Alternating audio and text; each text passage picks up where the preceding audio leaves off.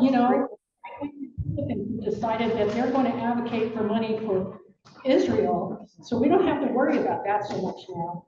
But we do have to worry about Ukraine, because now they're saying no money for Ukraine, which is pretty scary. So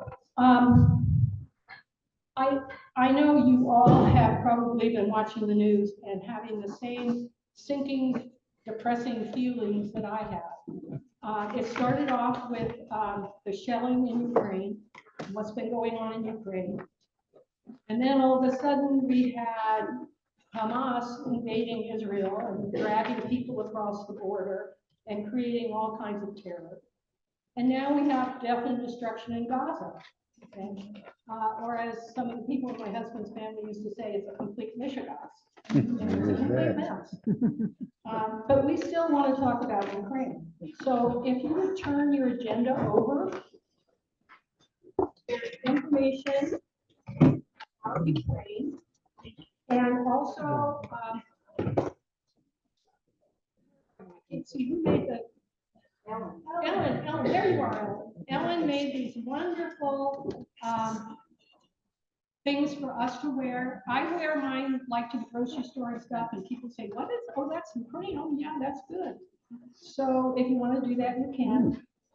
And so what we're going to do at the tables is give you about 15 minutes to share with each other what you've been thinking about all of this, and look at the things that you can do to help. And the emails for our congressional people are on this page.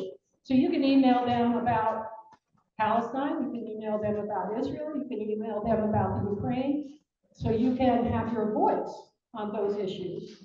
So we'll give it until about 10 minutes up, okay? So, and also it's a chance at the table to meet new people. And that's the whole idea of having the tables, is that it's a smaller group, it's friendlier, people feel more comfortable speaking up and speaking out. So have fun.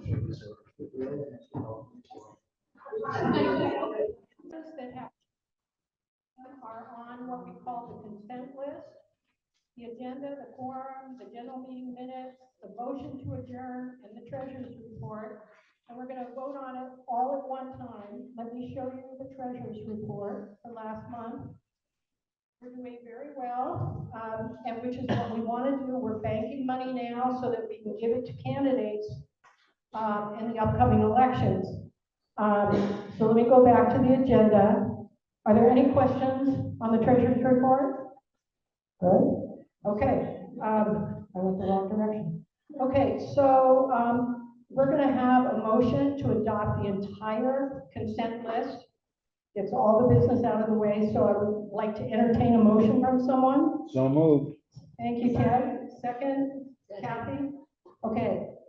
All in favor, please say, if you're a member, please say aye. Aye. If you're opposed. Thank you. We see how fast we do that? Zip. Okay. Yeah, we did all that. All right, so we're going to have committee reports, and Andy is going to come up and talk about the focus groups. Andy's the focus group lead for Lake Forest, but she also kind of is the mother for all the other focus groups too. Cindy's going to be speaking for RSM in just a minute. Can I get a show of hands of everyone that is currently in a focus group? Lake Forest, Mission Viejo, raise them high. Okay, all of you that are not in a focus group, I want to let you know we have groups for Rancho Santa Margarita, Laguna Hills, Mission Viejo, and Lake Forest, and we also have the unincorporated areas.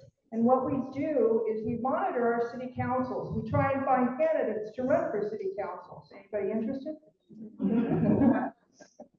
Oh, cool. All right. And so we try and keep everybody informed about what's going on at the cities. And then if there's a call to action, we ask you to send an email, or we ask you to speak during public comments.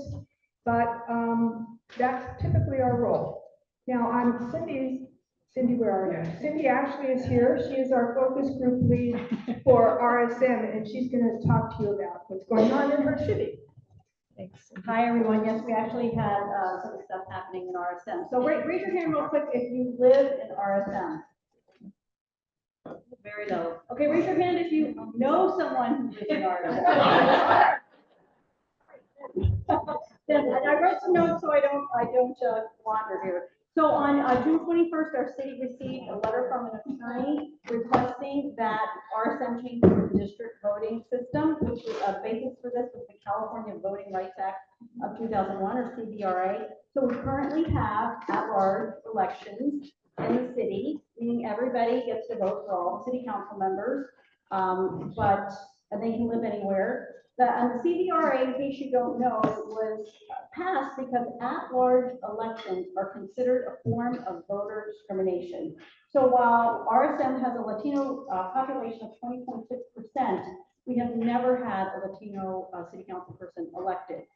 So furthermore, if a city loses a CVRA case, which I'm sure all Mission Viejo people know, then they are required to pay the plaintiff's fees.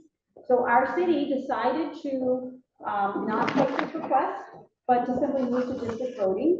And we had a good number of e-comments and public comments from some of you in this room. But we knew that the city had, already decided what they were going to do. Although we have logical boundaries in our city that would have made the city fall into 5 districts, the city council came up with a way to ensure that all 3 of those who live by the Royal Vista area, or the Golf Club elites, as I call them, would be able to stay in office. So they decided to switch to 4 districts and 1 at-large mayor. You can only run for mayor if you're already elected to office. So the Arroyo Vista area was split so that the boundary runs right between the homes of Ann Figueroa and Brad McClure. And Tony Beal, who is up for election in 2024, will be able to run for mayor. So there's going to be 1 seat up for election in 2024, and it's the area represented by Carol Gamble, the Melinda Heights area. Also, because that's not a logical area, they include the areas, some homes by the church and up off of San Sebastian, I think it is. So if you know anyone who lives in that area in RSM, please reach out to them. Tell them your city's going to district elections. Do you know that? And we need to find a candidate there. And please reach out to Janet Henry if you know anyone back there. And thanks for everybody who got involved in speaking up.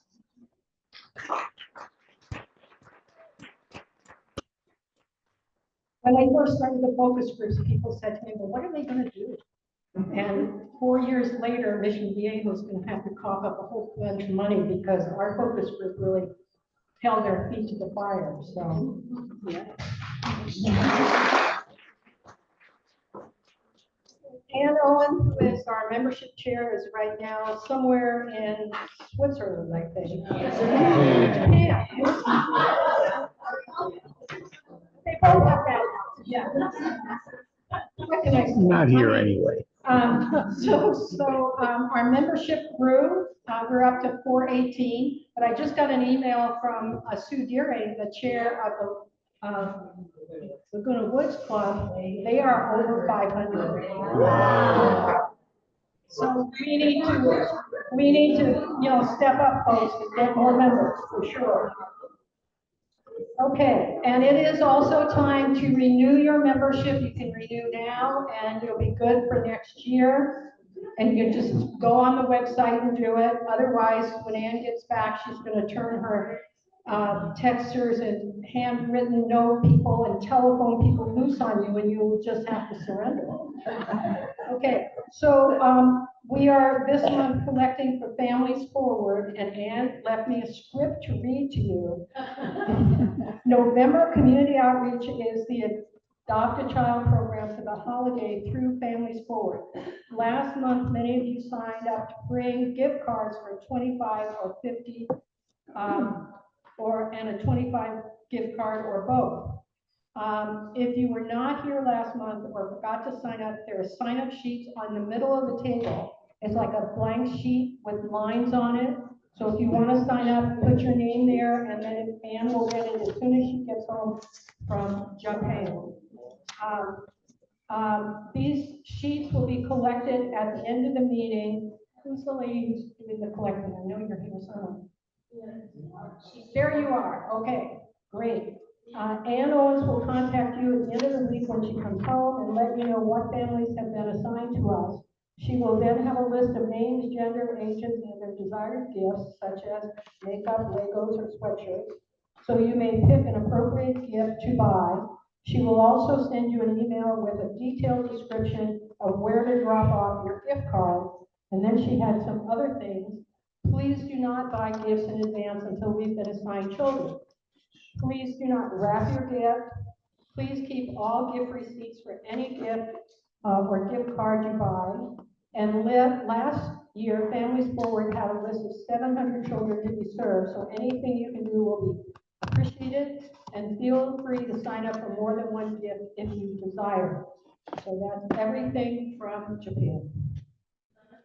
Okay, and Annie reminded me that after the first of the year, we do, or every year we have done a blood drive with Memorial Care Saddleback Hospital.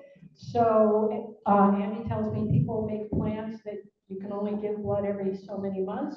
So plan in January to save your blood to give on behalf of our club. And you can wear your club t-shirt over there and take a picture, and they post it on the wall, and it gets good PR for our club. And of course, we all know the blood is really needed.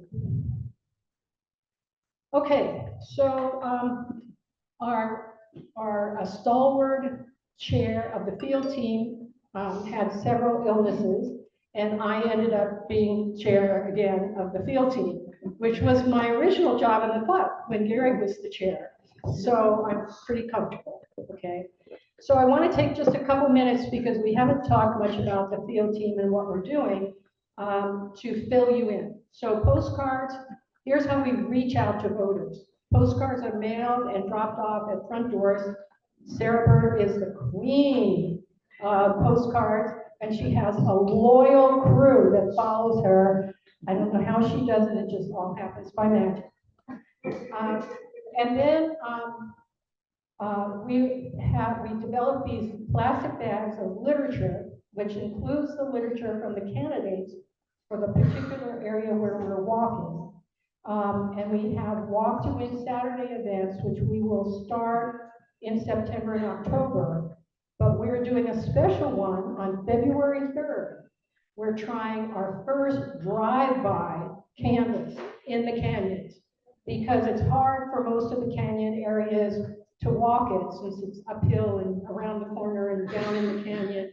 And so we want a driver who has a GPS thing that they can put the address in, and then the dropper who grabs the plastic bag and runs to the door and hangs it on the door. And then we're also going to be running the neighbor to neighbor walks. And like, I know Walt is here. Where are you, Walt? Walt's the super walker. He not only walks the hilliest precinct in Mission Viejo, but then he comes back and wants more. So if you want to walk your neighborhood, we will be ready for you. And then we are setting up to do texting to targeted voter groups. And this is a kind of texting that's completely electronic, so we need one volunteer, and we have that. So if you like texting, that's great. You can text all you want, but not for the club, okay? Okay, so we are going to focus on what we call high-value precincts. These are precincts that have a high percent of Democrats and no party preference voters. And we know that from the research that another member of the team does. And we also are going to focus on precincts where we have multiple Democratic candidates running for office. So we will be contacting those voters at multiple times and in multiple ways. So they'll get canvassed, they'll get cards mailed in some cases or dropped off, and they'll get texted. So I want to give you an example of a precinct that we consider right now a high-value precinct. And so it's this number precinct right here, 56295, which is just south of El Toro Road, a little further out. I think it's actually maybe where Annie used to live. I'm not sure, but it's that same kind of neighborhood. So the candidates that I know that are running there are Susie Schwartz. Susie, raise your hand. Okay, another candidate announced, a Democrat running for school board. Lake Forest City number 3 overlaps that same precinct. Right now, Scott Boyd is on the city council, but he's talking about running for the school board. Isn't that great news, Susie? Yeah. So he can't run for 2 offices. So somebody's going to have to deal with him, but it might be for the city council or it might be for school board, who knows? But it would be nice to put a stop sign in his career.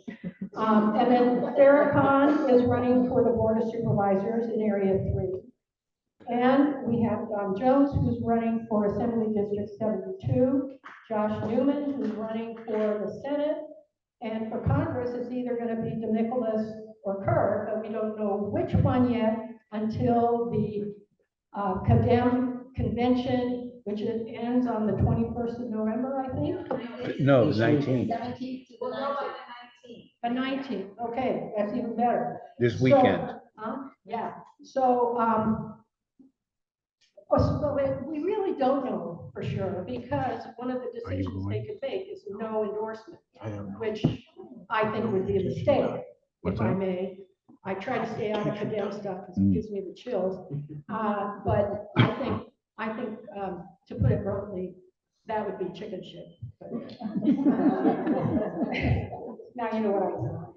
Anyway, I mean, one of the things I get to do is editorialize every once in a while. So the events for the March election are up on Mobilize, and it will be in our newsletter. So if you want to come to my house to do lit drop prep, that's everybody standing around and putting stuff in plastic bags. We have a lot of fun. I mean, we tell jokes and we smile and we laugh, and but we only have to do 350 of them. So it's going to go pretty quick. Okay, so you can sign up on Mobilize to do that, or you can sign up on Mobilize to participate in the drive-by canvassing. So if your car doesn't have GPS and you're not sure you want to drive in the canyons, you can be the person who jumps out of the car and runs up and puts it on the door. Okay, and you can sign up on Mobilize to do either of those things. And this is kind of the kickoff for getting ready for, you know, the end of the summer, when we really have to hit the road hard to get our people elected. Okay? So any questions on all of that field business? Nothing. Everybody's like, thank God somebody else is doing it. When is, I can't see the date on there, what's the date for the lit drop? The lit drop is on Friday, December 8th at 3 o'clock. And the drive-by is on Saturday, February 3rd at 10 a.m. We'll meet at a park. Yes? I can't hear you. Just go on Mobilize, look at the newsletter, click on Mobilize and put your name in. Okay? I figured you would want to help, Linda. Linda May is kind of, when I first got involved in politics here, she was like my godmother. You know, she explained everything to me. So she's totally cool and knows everything from everywhere. Okay.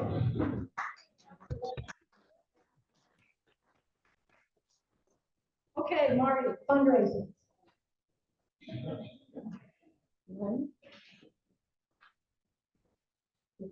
Hello, Canyon Dems and guests.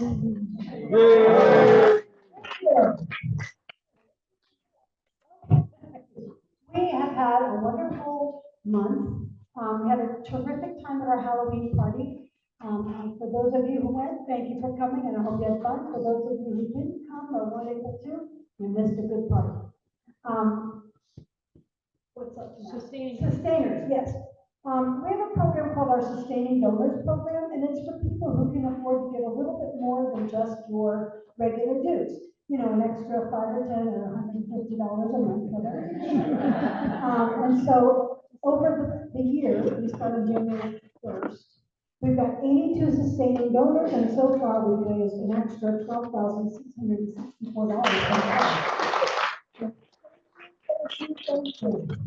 And we actually did a thank you for our sustainers where we went into non-conforming. Stop. So much fun. That was really cool. So the next thing coming is our own meal brunch. And again, it'll be at our local country club. It's on December 9th. And again, it's going to be a wonderful day. We're going to have Josh Newman as our master of ceremonies. A lot of you know Josh. Funny guy. Yeah, he's hysterical. He's wonderful, and he's running, so we have to support him. And then our featured speaker is Benny Yee, who's going to be running for governor. So that's pretty cool. We want to be a part of it. And I just looked this morning, and we already have 51 tickets gone. So if you want to get your phone out right now, you go to the website, go to Watkins, sign up. You can do that. Just all you have to do is open your phone and go to canyondems.org. Right. That's it. Canyondems.org. All one word, canyondems.org. And then it'll all just be there. Yes, what are they? This is why I have no Laura. The price will go up after December 1st, I think it is? Yes. Yeah, so, yeah, I think that's right. So, Yeah. but it's all on the It's all website. on there. So It's get your all tickets on now, don't wait, you don't have to pay, Exactly. unless you want it. We'll take your money. Oh, sure. We're trying to make it easier for our members. You get a reduced price if you're a member of Canyon Events too, so if you want that. There was something else that I was going to say. You want to talk about things? Well, that's part of it. Yes, we are collecting bottles of wine that are worth at least $20, because that's what we ask people to pay to get us. We have a lot of donations already, but we need more, of course. So we would like to have you donate a bottle of wine if you can. Melora has a club tub at her house, and it's not there now, so don't drive by it now. But if you want to drop off some wine, you can. It will be in the next little newsletter of how to contact her and find her. We also are selling ads to our program, and we're very grateful that we've already sold one full page, and we sold the back cover to our program. And then we've got a couple of others that are businesses of, people that are Canyon Dems business owners. Also, if you have a special thing you want to just thank your team, or if you're a candidate and you're running and you'd like to have your name in the Canyon Dems program for the brunch, that's another really good way of helping us out. So, and we've got underwriters, we've got a whole lot of good stuff going. The brunch is always, always fun. We also are looking for donations for stuff that we put into our gift baskets. We have a laptop this time, guys. We have signed books by Jamie Raskin, and also by Russ Feingold, and we have a beautiful painting. We've got a lot of good stuff. You have to come to the brunch. You just have to come. That's all there is to it. Okay. We have Sprite on our table. Good stuff. Louise found one thing that she particularly liked, which I thought was pretty funny. I also think it's really funny that all those people who say that they're Christian are having problems celebrating Jewish holidays when Jesus, who they say they believe in, was Jewish. I don't get it. Hobby Lobby is very weird. Okay, now we had donated 2 tickets to the brunch. So 2 lucky people are going to go home with a free ticket to the brunch because you were the one who bought a ticket. It's because our biggest night. Yay! Thank you all. Our biggest night of the year. Thank you all. Yay! Okay, I'm gonna put on my, hang on. Put on my, I did have my cataract surgery, so I can see, but the lighting sucks. So. Thanks, go ahead. I didn't buy it. That's right. Here's the first winner. 250670. Barbara.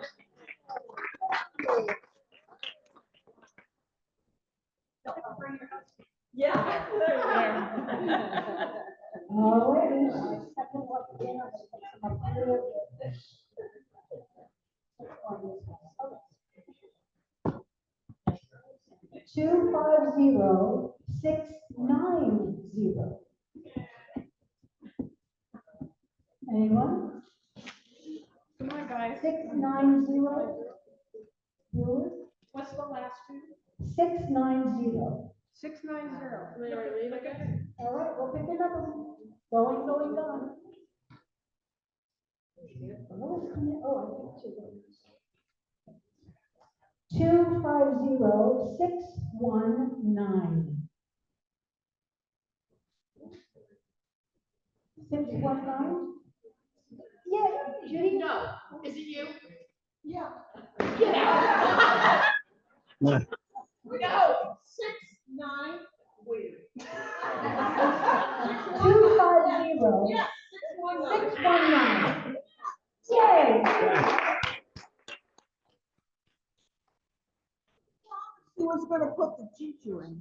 She comes up to me and gives me money every month religiously and then complains that she never wins. I said, tonight is the night. You call it, huh? This time you have to be careful to avoid those service trucks. And hit her at the last. Oh, no. Yes. Well, thank you all.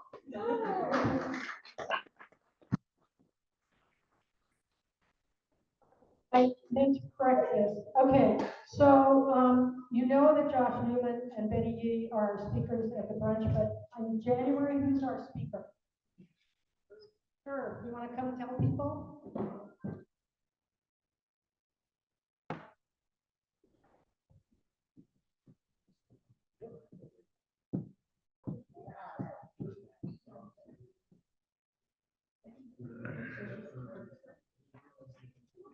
So in January, am I holding it right? Yeah, you're Yeah. fine. In January, we're gonna do something a little different. We're gonna hear from a high school girl.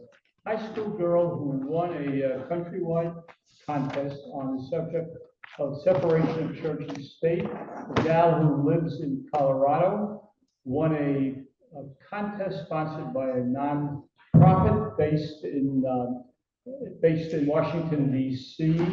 I've heard her speak, I've read her speech. She's terrific. She will be talking to us over Zoom. The back of the agendas, the ones that you have in front of you, in January, we'll have her speech. So she won't be reading it. She'll be talking about what motivated her on the subject of church versus freedom of church versus state. Very, very interesting subject that's relevant to our day and age. In February, also a little out of the way, but important to what we do, we're going to have a speaker from Sacramento who will be a professional person or professional organization that lobbies. And they're going to show us how to lobby for what we want and what we believe. They believe the premise is that you don't have to be a professional to be successful. We'll find out.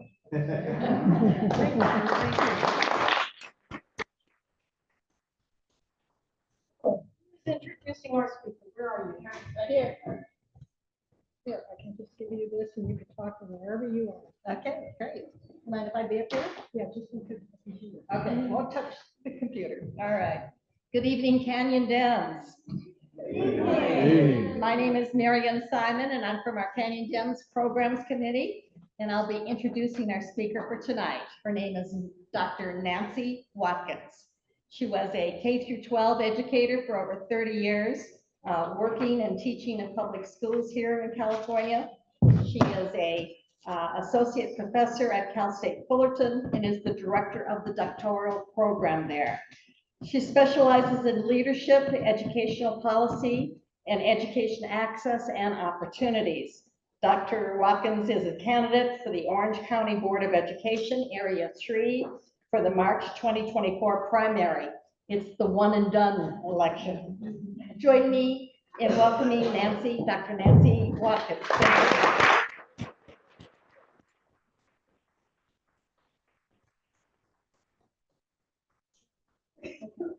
To move this, you just hit the, okay. Thank you, Marion, for that introduction. And you might have heard that I have a little bit of experience in education, but I would like to point out that Dr. Adler was my dissertation chair when I received my doctorate. We won't say how long ago it was, but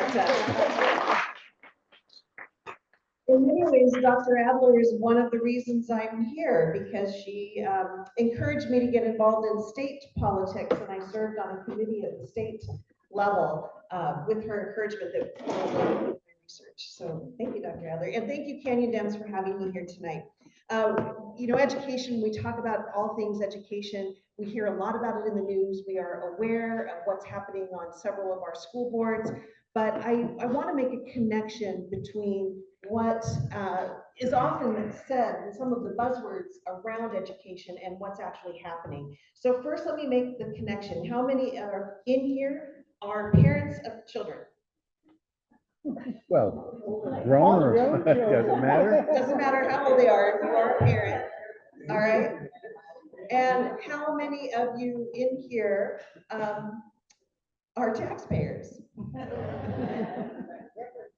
Fantastic. And just out of curiosity, how many of you in here went to school at some point in your life?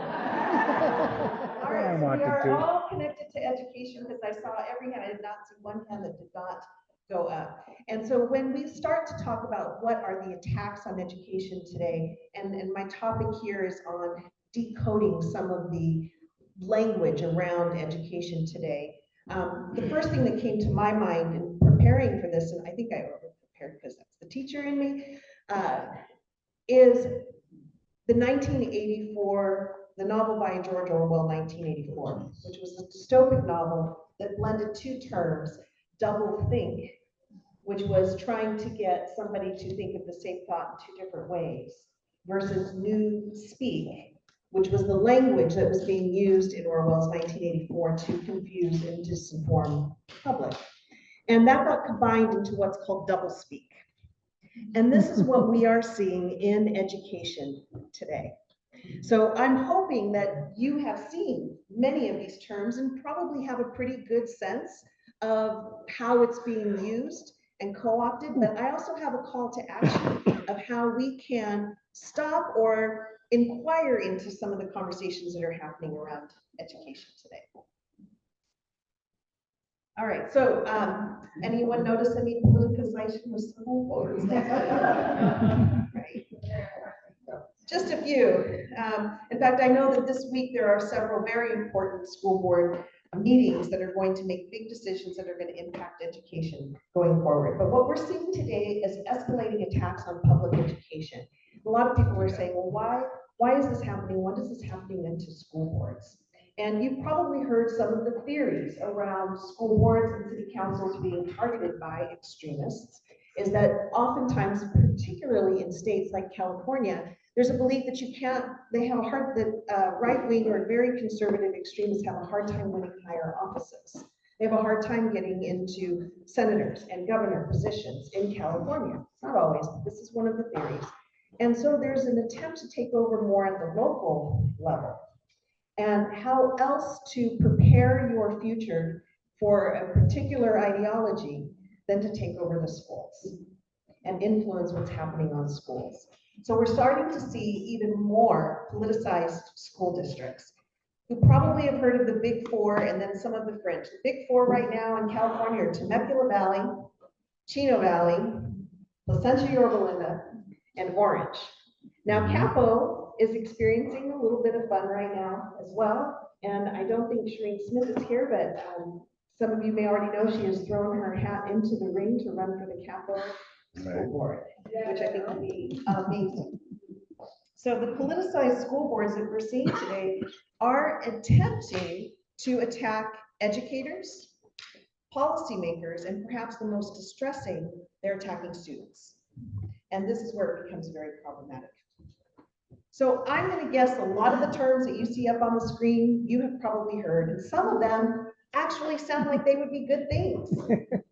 But the intent behind disinformation campaigns and how to use these slogans is to create confusion, is to get people to say, yeah, parental rights, that sounds like a pretty good thing.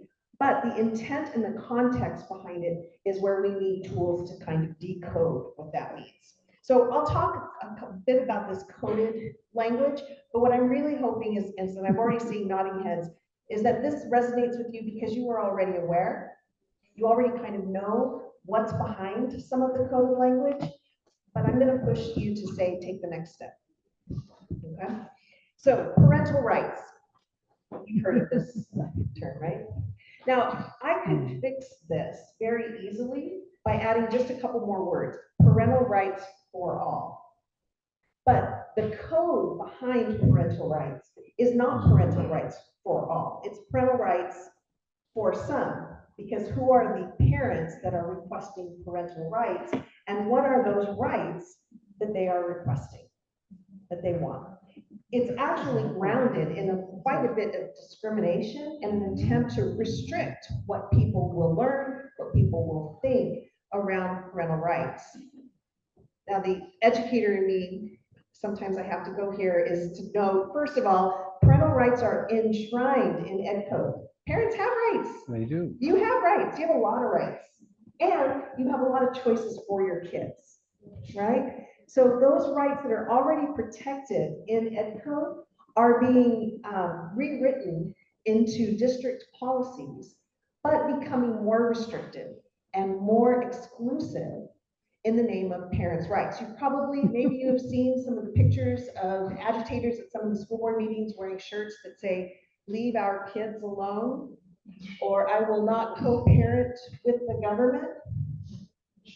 And this is the parental rights movement that we are starting to see at different school boards.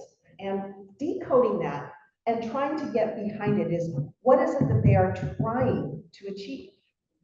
What is the power that they want to take away from the elected school board in the name of parent rights? But it's not parent rights for all. It's really about decisions regarding things that some parents don't like censorship and book banning, restrictive curriculum. Don't talk about race. Don't talk about systemic racism. Don't have, comprehensive sexual education for middle and high school students. And it's becoming part of a larger agenda for groups that's combined with this next fun term, school choice. Now, school choice sounds like a good thing. And we actually do have a lot of school choice. Families have the ability to choose a private school, a public school, a charter school. You can choose to homeschool. So what is this choice that many on the right are trying to create? What is that choice? When you hear school choice, this is a direct attack on public education. This is a direct coded word to create disinformation and confusion, making parents think that they don't have the choices that they do. But every student has a right to an education. Every student has the right to have quality education. And so one of the things that the school choice movement is attempting to do is create a distrust in traditional schooling, in public education, to try to encourage people to choose out. And what do they choose out into? Charters. Charters. Now, I will also say that charter schools, that there are some amazing charter schools that work in partnership with a lot of districts that are wonderful choices. There are also specialty charter schools that can offer an education that maybe some of the more traditional public schools aren't able to offer, specialized education in STEM or the performing arts, for example. So this is not that all charter schools are bad, but think about an outcome. It would probably be a really fun activity to think about what it would look like if every school was a charter school. How would people decide which one to go to? Mm-hmm. How would they be funded? With our tax dollars? And this creates a problem when people are thinking about the importance of public education and the common good. So we know that public schools are held to certain standards from the state. Not all private schools, private charter schools are held to those same standards. Charter schools do have oversight, but what we're finding, and we can talk more about this a little bit, is that that oversight is sometimes, what's the word I want? Spotty? Yes, lax works. We'll go with lax. And there's actually some reasons for that, right? The next term, oh, this is the follow-up on school choice. And actually, I'll give a shout out to a Texas politician. Yes, a Texas politician. Some of you may have heard of James Tallarico. He's No. actually a young representative in Texas, in the state government in Texas, who is taking on Greg Abbott almost on the daily, especially around public education. Go figure, he has a very large TikTok following and appeals to probably a younger generation. But my son who lives in Texas sent me one of his videos where he is a strong supporter of public education. And yesterday, he called out Greg Abbott and said, if you have any voucher program in the state of Texas, all it is a subsidized tuition for the wealthy to go to private school. No surprise. And he preaches this and says this on the daily to hopefully awake some of the voters in Texas and the concerns.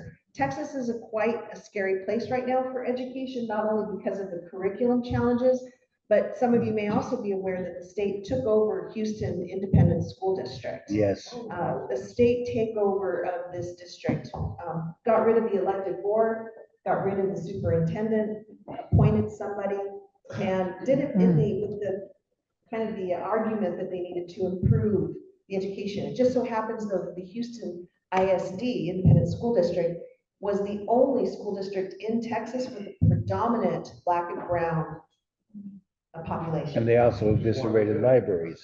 Yes, they also closed all the libraries and turned them into discipline centers. That's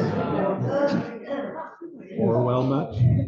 Now, we are in coded language, we often also talk about the euphemisms that get used. And so one of the ones you see on the screen, which is an educational savings account, is a euphemism for a voucher system. And there is a state, oh gosh, I can't even remember his first name, Asaley, you may have heard of him. I can't remember his first name right now. Bill Asaley, who proposed an education savings account for the state of California. It was defeated in committee, thank you, Josh Newman. But that was an attempt to bring voucher systems to California. And I can talk, I won't right now, but if you would love to ask me later, I can tell you a little bit more about states like Michigan, for example, or cities like New Orleans that have gone to a pure voucher system and the success and what the research shows about how they fail.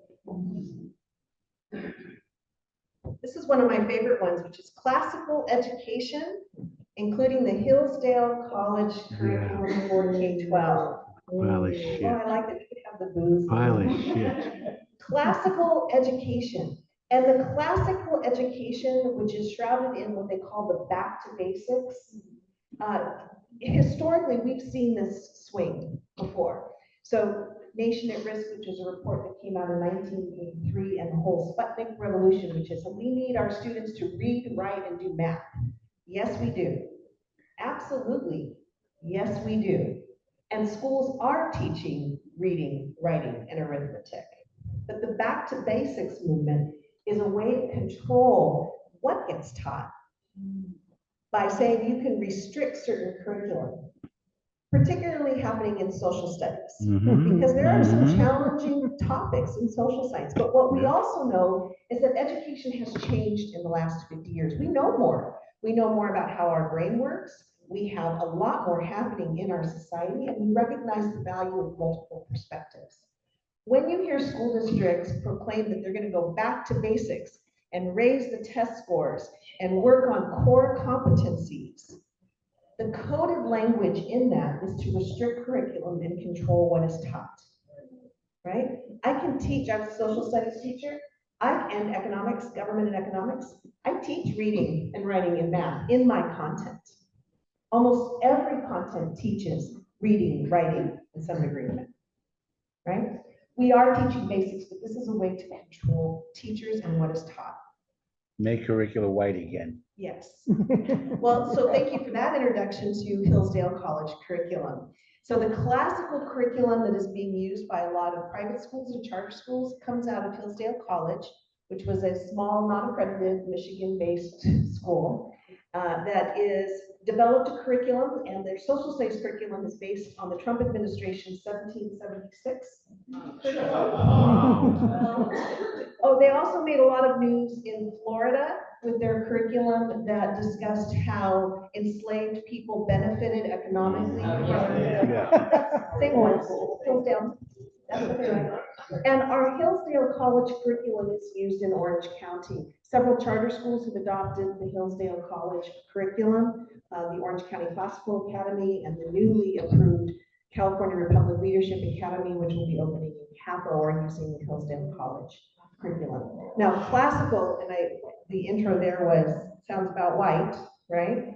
Is grounded in teaching Greek and Latin as the core languages and focused on a very Eurocentric education, which means it's pretty much all dead white men, right? This is also the organization that banned a school in Florida, banned a school in Florida for showing a statue of David. And Hillsdale said, we're gonna pull our curriculum from your school because that was pornography. Statue of David. So classical curriculum, but even, With a controlled fig within leaf. that. With a fig leaf. With a fig, yes, actually, they did reprint it, writers, they just showed. Pornographic penis. And I intentionally used the placenta or Belinda picture because I was in the room that night. This is at the board meeting when placenta or Belinda passed a critical race theory ban. And it was so fascinating to hear the different sides of the argument on this because I'm a college professor now, and you have probably heard critical race theory is not taught in schools. But the coded language behind it, and this was developed by a man named Christopher Rufo, who worked for the Manhattan Institute, who said, this is gonna be how we win elections. We need to scare everybody into thinking that the boogeyman, the critical race theory, that we're making kids feel bad about learning history, and all of that type of disinformation to create fear. We'll put that out there, and people will say, oh no, you can't teach this because you're gonna make my kid feel bad about history, right? But critical race theory's umbrella has really grown under this movement. So now it's, if you saw Moms for Liberty, we're saying that critical race theory is also social emotional learning. It doesn't even make sense. Let me know when we get to phys ed and math, because those always made me feel bad. Yeah. Yes. Yep. We should apply that to it right there. We should just have school be nonstop lunch hour. Well, there's a lot of research about play and how valuable play is, but that's actually very, very true. But truly, this is political rhetoric designed to scare people. It is being, casting this wider umbrella because now we're even hearing it with, I've actually heard this not only social emotional learning, but and I do air quotes here, what they're calling the gay agenda is wrapped in critical race theory. Okay. Okay. Right? Now, this movement, you might have noticed, hasn't had as much steam lately. It was about a year ago where many of the districts were trying to pass critical race theory. Where did it go? Is it because it's banned that no one's teaching it anymore? But what we found is that as an educator, I couldn't approach people and say, because this is what happens when you say, so what do you think critical race theory is? And all of a sudden, the word salad that's coming out that people, because they don't know. Well, what I heard was, and it looks like, and I think it's gay agenda. So what I found is that it wasn't effective to be able to say why, it wasn't effective for me to be able to say to someone, we're not teaching critical race theory, because they would go, oh yeah, I've heard about it. My uncle's cousin's brother's son said that CRT is being taught. And that type of kind of iteration off of that led me to ask the question, and actually I credit Dr. Adam Watkins, is to ask the inquiry back, why do you believe that to be true? Can you give me an example of where critical race theory is taught? What does it look like in practice? And yes, you still get the word salad, but at least then I've got people thinking. And that's the most powerful question when you hear the attacks on education. Instead of going into that defensive place where you want to fight back and you want to say, what you're saying is not true. Instead, ask the question, why do you believe this to be true? Can you show me where this is happening? What does it look like for you? And it changes the conversation. So recently at a school board meeting, I was called an indoctrinator and a groomer and a pedophile. And I'm looking at this person who I don't know, who is spewing all of these things, and I'm thinking, why? But it's because I'm a teacher. It's because I taught high school. And so right now, teachers, educators are being created into this, not as hardworking as they are trying to help kids from a genuine place of care and ethic, but from a place of they're the reason things are wrong. Oh, I was also called a union bug. I'll put that. So you hear the phrase education, not indoctrination. And some of you have seen the meme, and I find it to be entertaining. It was from a middle school teacher who said, if I could indoctrinate your kid, I'd have them wear deodorant and turn in their homework. I've seen that. And on the image, the sign that says no masks, of course we know that some of this fear came out of the pandemic. And it's part of the languages that's also getting used that's coded. I'm fighting really hard against the term learning loss, which many of you may have actually heard in relationship to children's education after the pandemic. We don't usually lose our learning, but we may be starting from a different place because we haven't reached some predetermined benchmark that was determined either from the standards or from a school or from a district. But students didn't experience learning loss, right? And I'm not gonna own this idea, but I was having a conversation with a teacher who said that we should really look at how the parents educated, because if the parents are making such good choices for their kids, then why did the students not progress in their learning? Because teaching's hard. And yet the teachers are being demonized, called indoctrinators, and we're all teaching critical race theory to all the children. I'm being facetious, especially for those that are on camera right now. Okay, woke, anti-woke. There's quite a bit of history behind the term woke. Not a lot of people actually know the history, they just know how the word is being used. And so much of how this word is being used seems like it should be a good thing, because it means I'm aware of social and political actions that are happening in society. But now it's become a hate word that gets spewed. DeSantis in Florida, who said Florida is where woke comes to die, right? But instead of looking at some of the social justice issues, the inequalities that exist, systemic racism that exists, if you talk about those things, you are labeled as being woke. Now, I don't know that we can make woke a positive word, but I know that recently on the website of the person that I'm running against for my office, he put a description. He said, we can't elect a woke left of center extremist university professor. And I went, oh, that's me. But he left out woman, which also would have been something he probably would have railed against, I think. And, I was talking to somebody who read that and they said, you are not what I picture with that description. They joked that they pictured Bernie Sanders wearing a tweed coat on the college campus. Not me. And I thought, okay, this is a word, and like many of these terms that are being co-opted for a particular motivation, a political motivation to hurt school. We've already determined that every single person in here has been impacted by education, either as a student, as a parent, as a community member, as a taxpayer. And in order to stop some of these attacks on school, we need to be able to reclaim the narrative. And reclaiming that narrative means you've got to first be able to decode what's being said through a degree of critical analysis of the language. So, we often hear euphemisms. If you want to, instead of saying budget cuts, we might say resource reallocation. We have to be aware of what's being used in euphemism and then ask the next questions. We also have to look at the political motives.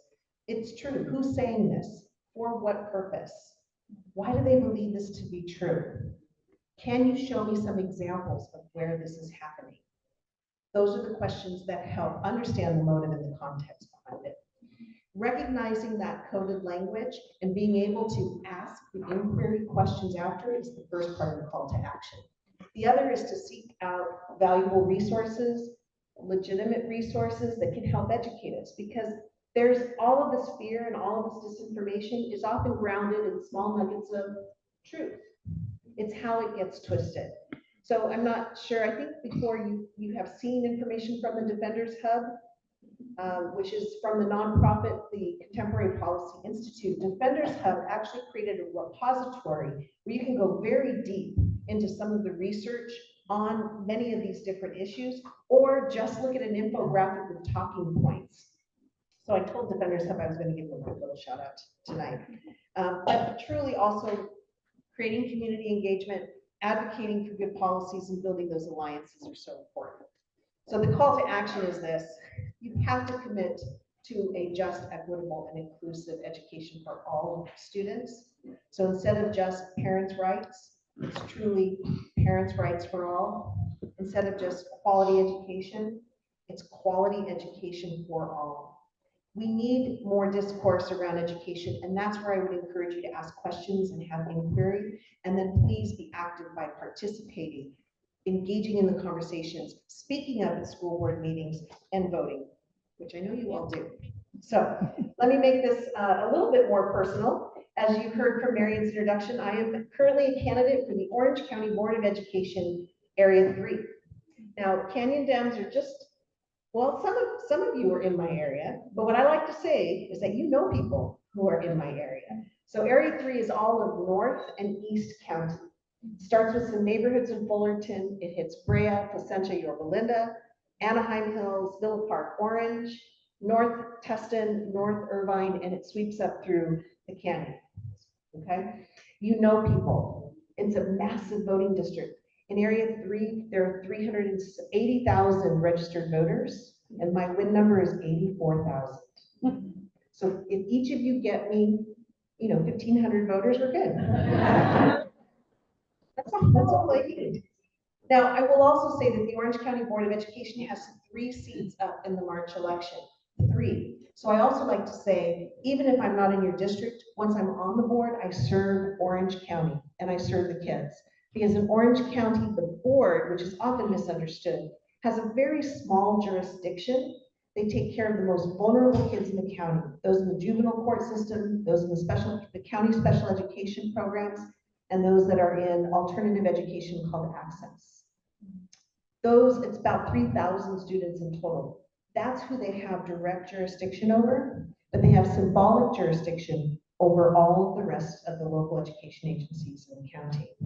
And probably their most used function right now is the creation and approval of countywide charters.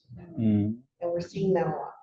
Now, the board also uses a lot of coded language. Oh, I should do my quick shout out. So there's 3 of us that are running.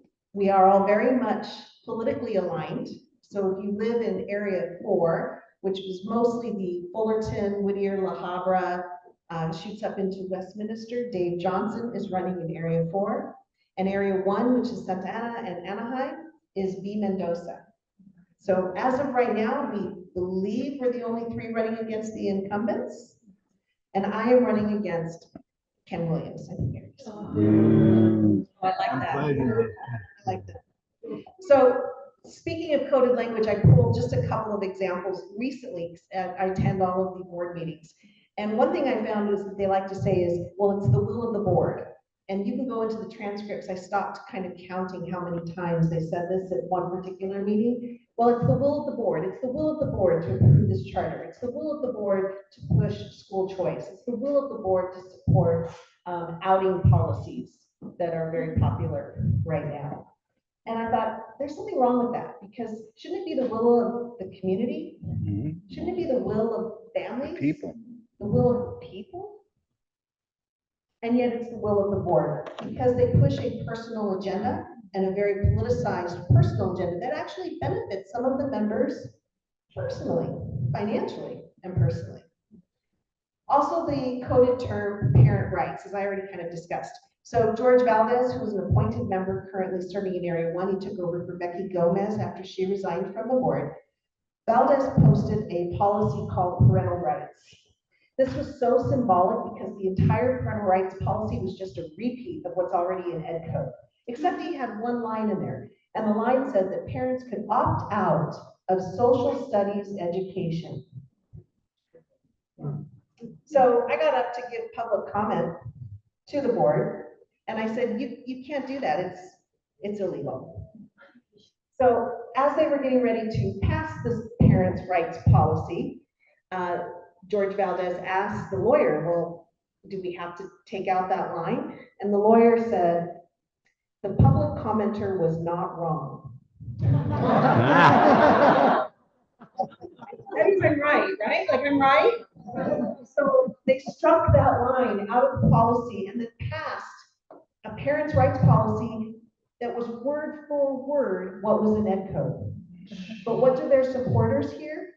The Orange County Board of Education passed a parents' rights policy. A right you already had, but okay, we'll go with that. Charter schools or public schools. We really need to take the narrative back on this one. This is repeated almost at every single Orange County Board of Education meeting. Here's what I wanted to say. Charter schools are publicly funded. Right. They are not public schools. And yet Mary Barkey, who happens to be an owner of a charter school from the dais, will frequently say, people don't understand that charter schools are public schools. Change the narrative. We'll use our own language, publicly funded. Just on October 4th, Trustee Williams said out loud from the dais, transcribed, critical thinking only happens in charter schools, not public schools. There was like an audible gasp in the audience from like those of us that teach, right? And then Tim Shaw, just in the last several months, said that gender dysphoria is a mental illness. This was after hearing public comment and testimony from Be It Rainbow and several of the trans community and the LGBT community who were there to protest the board's support of an outing policy in a district. This is where the Orange County Board of Education is working from. So I say, let's make school boards boring again. And by that, this is my coded language for, we just want good governance. We want to take care of kids. We want to make sure that children have an education, that they can reach their potential, and that they can thrive. We want to depoliticize the issues, not push partisan or personal agendas. We want to support public education. So making school boards boring again is my coded language for it's time to return to good educational policy.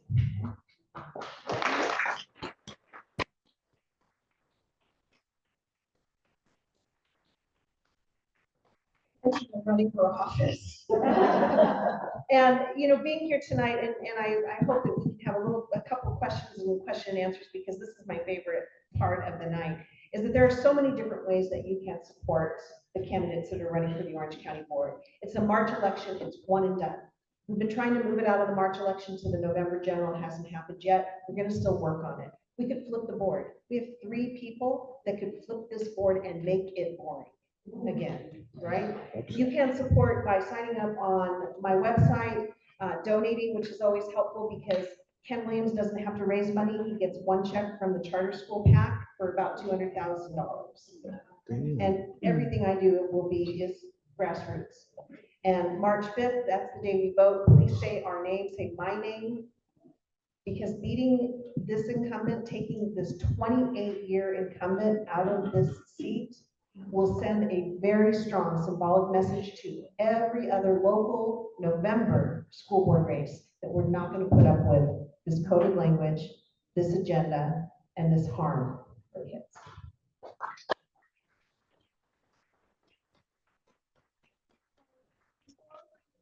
Take questions and discussion. Our treasurer has something to give you.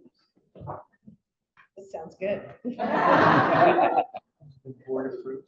Thank you Really very well. much. Wish you best of luck. I appreciate it. Thank you very much. Thank you. I actually brought this little book because I just read it this weekend. This little book is called How to Fight for Truth and Protect Democracy by Lee McIntyre. It's a quick read, 20 minutes. And the author said that he made it small and quick because he's hoping that people will read it and then pass it along. But the information in here where he discusses the difference between untruth and disinformation and how powerful disinformation, this is what we're fighting in education. The title is How to Fight for Truth and Protect Democracy. Amazon. Yeah, Amazon. I just got it on Amazon. It's like, I think it's maybe $9, maybe $10. And the author is Lee McIntyre. Quick read, worth it. So you're a teacher calling folks. Well, I know there was a question. Yes, sir. Can we take a little hope from what happened on Election Day where Moms for Liberty got beaten badly? And on top of that, there were two columns, one by Michael Hiltzik in the Los Angeles Times on Sunday, and another either by Jamal Bowie or Charles Blow in the New York Times, stating that one, American investors who vote Republican are tired of Republican culture wars and are turning away from that. And Blow or Bowie, I don't recall who wrote it, said the same thing politically, that people are just tired of the nonsense. Yes. Is there some truth to that, do you think? I do think, and so the statement was, can we take hope from the November, this last week's election in which organizations like Moms for Liberty were soundly defeated? Boy, I want to take hope from that. I do think that people are waking up, and we know that this upcoming election and this primary is going to be critical for the people deciding what direction we want to go. We need to see it more in the local races as well. So oftentimes, and we know this will be true on the ballot, on the primary ballot, all the names you know are on the top. You know all those names. It's when you get to the bottom and everyone talks about voting down ballot that people get burned out, ballot fatigue, or, oh, I don't know those judges' names, or I don't know that person. I'm going to be at the bottom of the ballot. So my social media person says we need to vote up. The most critical elections that impact you locally are on the bottom. Start at the bottom and vote up. Bottoms up. There we go. I'm trying to remember, somebody gave me that bottoms up March primary bump. We were going to do a whole social media thing on it. Let's do the bump, right? So yes, I take hope. I hope that more people will pay attention and show up and vote. What we're concerned with in Orange County, and I'll be very direct about this, is that Dems know who's going to be on the primary ballot, and so a lot of Dems don't come out and vote. At least that was the data that we had from the last similar primary. So we need everyone to come out and vote. Yes, ma'am. I was gonna ask about, well, obviously coming through COVID and a lot of the homeschooling and then moving into this parental rights stuff where they want to kind of countervail what is taught. Do we know yet how this is gonna affect kids trying to get into colleges and whether they're going to be able to make it into some of the colleges that are gonna say, well, you don't know this, and this, and why should we let you in? That's what it should. Or are they counting on there being standardized tests that are specifically for conservative education people? Yeah, so the question stems from how do we ensure that our students are going to be successful in whatever they choose to do next, whether it's to go to a 2-year college, a 4-year college, a vocational career, military, how will we know that they have those skills? So through the pandemic, we actually, at the college level, stopped taking some of the standardized tests, SAT, GREs for graduate students, because we knew that they wouldn't have much meaning. And it also means it's an interesting time in education to look more at how we can seamlessly transition children through different levels of education, because we know that we may have to reach back and reteach certain skills. So even for the highest end colleges, they're still getting kids that may not have a skill level that we've been used to in the past. So all of those adjustments from the pandemic have kind of changed the rules related to that. But I'll speak just very, very briefly. The whole concept of the standardized test is also a very privileged system, because there are families that will invest and make sure that their kids have college prep training. Yep. They attend SAT training. They get extra tutoring, and those types of options are not available for all families. So that tiered system in terms of college admissions is something that I think some schools are really addressing. I'm really proud of how Cal State Fullerton has embraced. You know, we are a Hispanic serving institution with a majority of our campus population, very representative of the demographics in California. But it also means as a college, we have to be attuned to what our students' needs are and what skills need to be built. So I think you'll see that some of the same kids that are applying to the Ivies and some of the elite private, that demographic hasn't changed. They're still successful. Yes, sir. Who oversees charter schools? Who provides the license, if that's what it is, for them? And who oversees their curriculum? How does that all come together? How does that all come together? So how do charter schools work in California? So first of all, I want to make it really clear, I am not anti-charter, but I am definitely for quality charter schools. So the charters started from the state level as a way of becoming an innovative incubator for new ideas in education, that they weren't bound by some of the same restrictions that public schools were bound by. And what I have found, particularly in some of my research, is that we don't have a way of doing knowledge transfer. So if it's an incubator and they're doing something extraordinary in a charter school, can we transfer that into the public school? And the answer has been no. First of all, mostly because of funding. So for example, a lot of charter schools say, well, we have small class sizes, 20 to 25 students. Oh my gosh, I would love to have that in the public school. Can I have a class of 20 to 20? I can educate my students better with 20 or 25 in the classroom. But then that's a funding and a political will issue. So some charters, there's one charter in Orange County that was approved by the state, that's Magnolia Academy in Santa Ana. And then there are several charters that are in partnership with local districts. So you may have heard of Semiali, El Rancho Charter is middle school charter, OSHA, the Performing Arts High School. Those were all in partnership with their districts. Now OSHA is a county-wide charter, but that's a whole other story. So that's one tier. So you've got the state charter, the charters that are in partnership with districts, which the research shows they are the most successful because they are run by the elected board within that school district. And they use the same resources and they're in partnership. And then you have county approved charters. So this has been power that is usurped by the Orange County Board of Education. In the last 5 years, they've approved 28 charter schools, 10 of which are on report, they're failing. 4 of which were just reported on that are in financial turmoil. One has a debt of $800,000. So when a charter school has a debt, who pays that? It's a publicly funded charter school, taxpayers.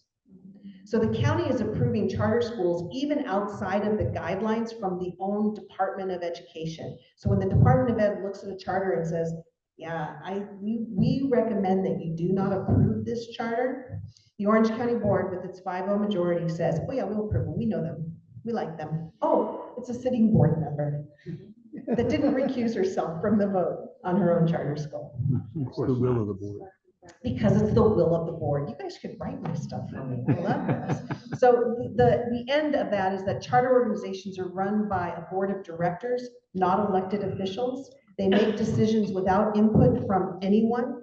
They pick curriculum, they pick teachers, all at will. They can fire and hire for any reason. And they do what they want outside of state guidelines. I think you have a follow-up and then I'll take your question. Let's say I wanted to start a charter school. And I don't. We'll pretend. If I did. Yes. What do I have to provide to the governing people, if you will? There is quite an extensive report that has to be provided, but the key things that they'll look at are your financials and your curriculum. And then you have to fill out all of this documentation to demonstrate that you are a sound charter school. But even publicly funded charter schools have found ways to make profits, which is why a lot of people want to start a charter school. And that comes from contracting out with private vendors. So for example, if you did start a charter school, sir, and you started it in your house, then tax dollars could pay your mortgage. Mm-hmm. Yep. What's wrong with me? Why didn't I think of that? Anything else that's available? Yes. I know it's hard to believe, but what's been happening in this county is a bunch of unscrupulous people sponsored by the Lincoln Club, which is basically the funders for the Republican Party, have decided to start charter schools. They fill out all that paperwork. Sometimes it's not very well filled out. It doesn't matter. It could be written in shit, and that board would approve it. Okay? So unless you change who's on the board, you're gonna get some bad charters. I'm not sure. Do you have an opinion? She has an opinion. So my question is about how support schools varies by party of voters. And in Monroe County, Indiana, did a mailing list for school bond tax. And there we found the tax got about 95% support from Democrats and 20% support from Republicans. And I was wondering if those figures are representative of this area, or does anybody know? Go ahead, Dr. I'm sorry. You cannot pass a tax in California for schools because of Prop 98. Was it 98? 13. Well, anyway, which one? There is a proposition passed that raised the amount of votes you need to get to pass a new tax. Okay, so school districts can't raise taxes in California, period, at all. California, that's what people. Yeah. And to speak just briefly on the bond issue, bonds tend to be unpopular. But you have voted. However, it depends on how they're sold. So like passing a local bond to do a modernization, if it's really explicit what that modernization is and parents have buy-in, like if you, I'm thinking about Orange. He where they want- wasn't talking about bonds, he was talking about property taxes. Oh, and voting for the It's taxes. property taxes to finance a bond. And maybe I That's know, different. issue a bond, there has to be some taxes to vote to. Yeah, That's not how it works in California. yes, sir. You know, at the last election, the OC Register endorsed all of the Republicans. And then I saw this, they now had an article opposing Ken Williams. And do you mind if I read a paragraph? No, please, or two? please. Okay. Do you want the microphone? We didn't know, they would prohibit instruction that advocates or teaches communism with the intent to indoctrinate. We didn't know this was such a thing. If Williams has examples, he ought to share them. Give that such indoctrination already is a no-no under state law, what you were saying, okay? And in reality, his 14-point list of forbidden indoctrination topics is a little more than political theater. The proposal extols American free speech rights, but then would ban topics, categories, and hobbies, and hobbles the ability of teachers to have serious discussions about civil rights, race, and gender. And then the last paragraph, when we endorsed conservative board members in this year's election, we did so with the hope they would spend more time promoting competition and education reform and less time training for Fox News. With time for them to eschew the latter. Yes, we were so happy when that editorial came out, and I'm hoping that the OC Register will endorse my campaign. When public comment was made during the board meeting about that editorial, Williams' response was, they don't know what they're talking about. I wanted you to, but yeah, yes, sir. Yeah, we've had a little contretemps in our neighborhood over Oxford Preparatory Academy and traffic congestion. Luckily, I was able to get the city council involved, and there's been some amelioration of the problem. But what is your opinion of how OPA functions as a charter school? So I've actually had the privilege of being at the board meetings to read its reports. And Oxford Preparatory Academy has an amazing reputation for their academic excellence. They're often very highly ranked in several of the measures of where you rank schools. But they recently applied to extend their charter to go up additional grade levels. Yes, that was part of the problem in our neighborhood by putting junior high bungalows on, 16 portables on an elementary campus. Right, so it has yet to be seen how successful that is going to be, but the premise behind that was that they wanted to continue to serve the families that they are serving. Again, that's a very isolated and small group of families that they are serving that's creating a larger public challenge. So it is a challenge. I did see a hand in the back.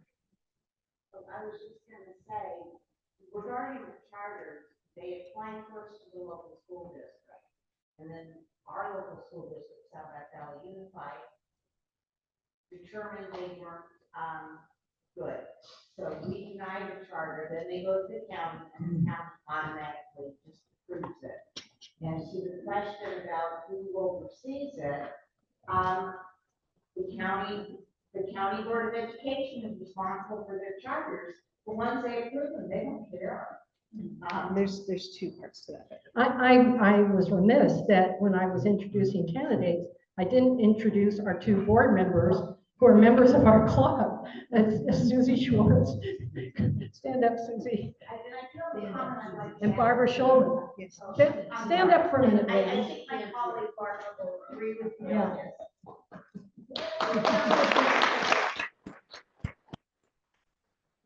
Board of Education has no authority over the local school districts. They can appeal, they can do charter appeals.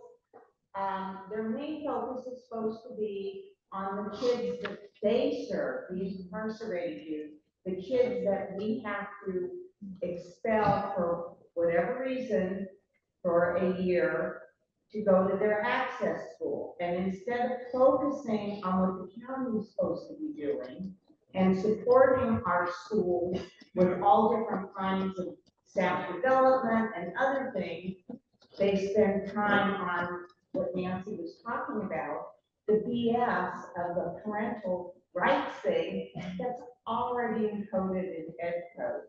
And when they do that kind of crap, the time it sucks away from our local school districts administrators, it's killing us. It just causes chaos in our districts. So that's why, in a very local sense, it's so important to do whatever we can to elect Nancy Watkins and Dee Mendoza and David Johnson.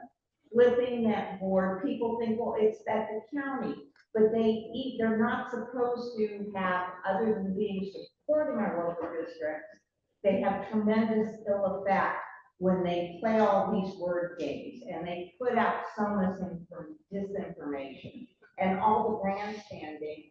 It does wreak havoc in our local districts and suck so much precious time away from the kids, all the families, and all the parents who are supposed to be serving. So I hope everybody here will do whatever they can to support Nancy. Thank you, Susan.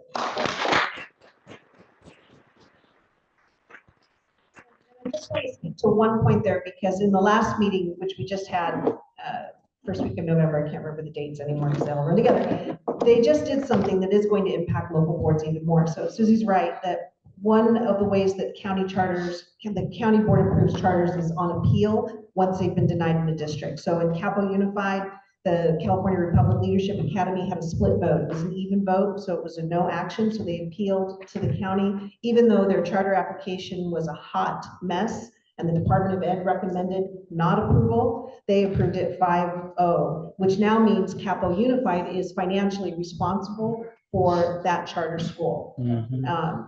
And that's opening in Capo. The same organization just applied to have a charter in Placentia Yorba Linda, and it was also denied by the board. They just had their hearing with the Orange County Board, and the Orange County Board said, of course, we're going to support you 100%. We've already approved you in Capo, of course we'll approve you in PYL.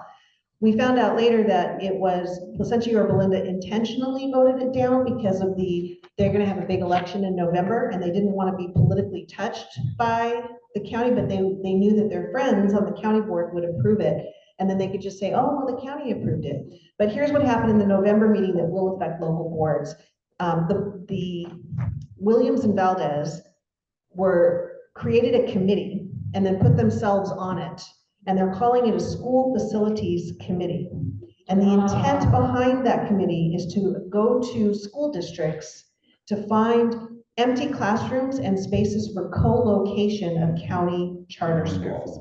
This just happened. So we were hearing about some of this in the news. Oh, co-location is a word I should have included on my decoding, because co-location sounds okay, but no. So now they're basically saying the county is going to force local education agencies to house charter schools on school property. That just happened. Can the county board revoke the charters of these schools? And if so, what's, in small words, what's the process for that? So once we get the reports, I'm on the board.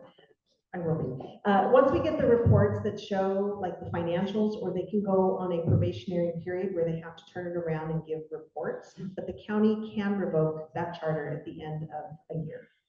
And does it go away like that, or is there a time period where that Goes away.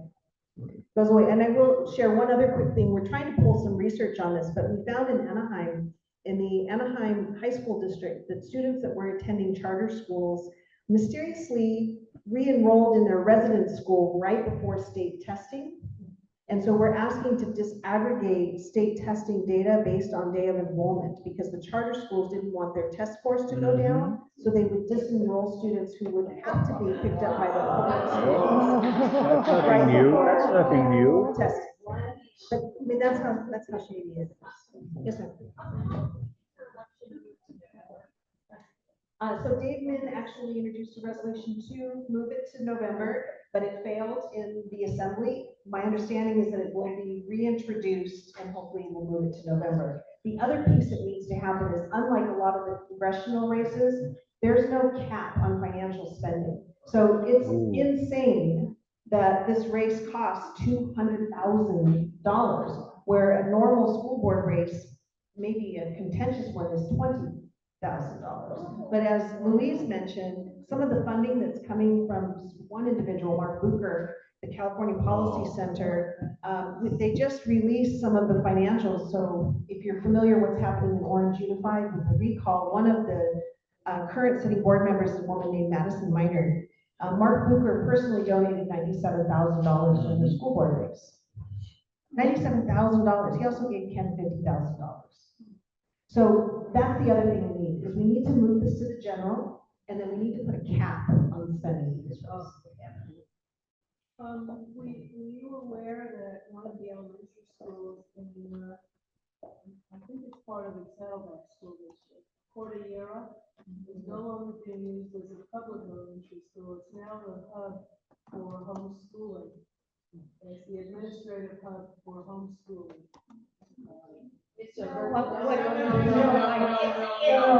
Cordillera is the Saddleback Valley Unified Virtual Academy. And the teachers work out of there. And the students, most of them are a variety of things. We have a student who is an actor. So their schedule works better with online. We have some very high anxiety students who do not do well in a traditional classroom, but they come to Cordillera. They have to have so many minutes in actually meeting with the teacher. But it is not a charter school. It is not a charter school.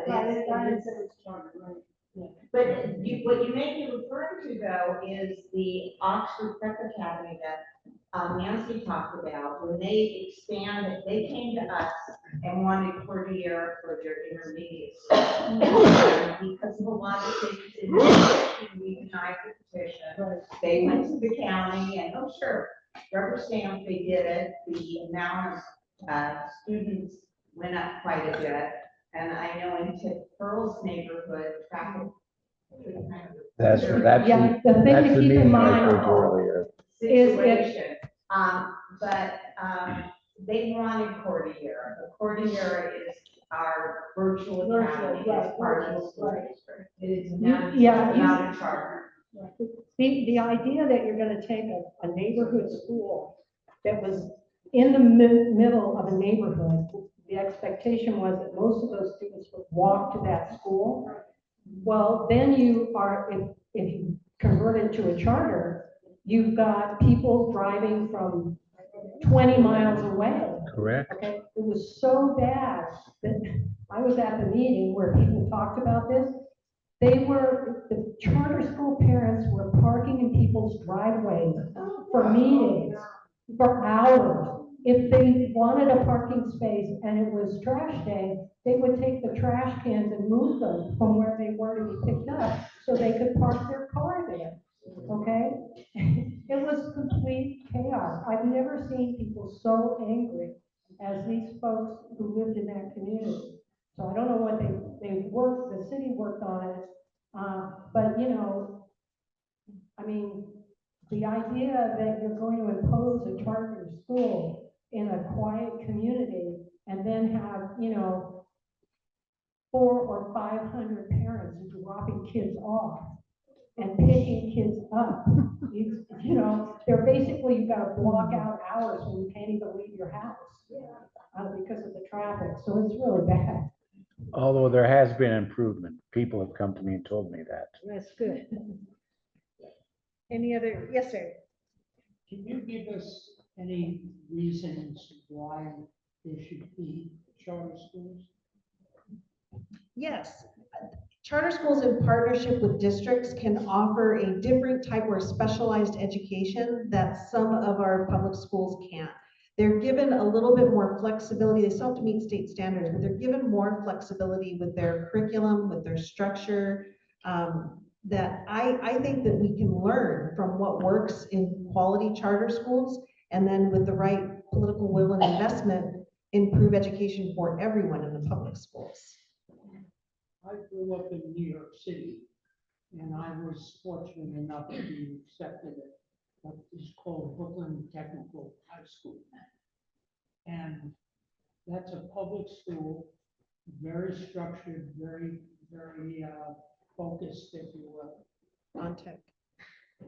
Yeah, and a lot of school districts are responding to school choice with magnet schools or specialized programs to create inter-district choice, intra-district choice. And that's worked really well for districts. In fact, it speaks a little bit to what Susie's saying, is we found, particularly after the pandemic, that we needed to be able to offer a hub for homeschoolers, for a hub for virtual learning. And that's how public districts are adapting to the needs of our students. So I can read a room, y'all, I'm done with me, I got it. But I would love to say to please support, and I do have some literature and I'll pass it around, and then I see I what just want to say that one of the charter schools that we had in Saddleback was dual immersion, where we were teaching students from kindergarten through 6th grade, dual immersion, so they taught Spanish and English at the same time. As the program really got better, it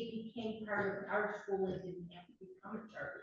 But years ago, that was how a charter school started, because they were doing something different. So I want people to understand that there are good things about charter.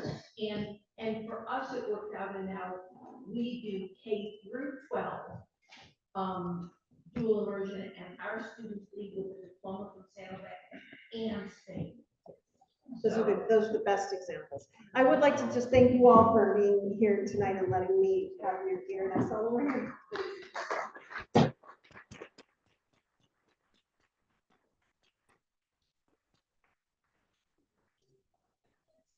Mobilize events that we have that Louise talked about earlier.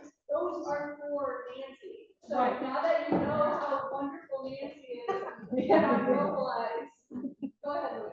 No, that's it. There are a couple of things on your table I want to point out to you. There's a flyer about an event for Catherine Blakespear, who we supported and who serves our area as part of it in the Senate.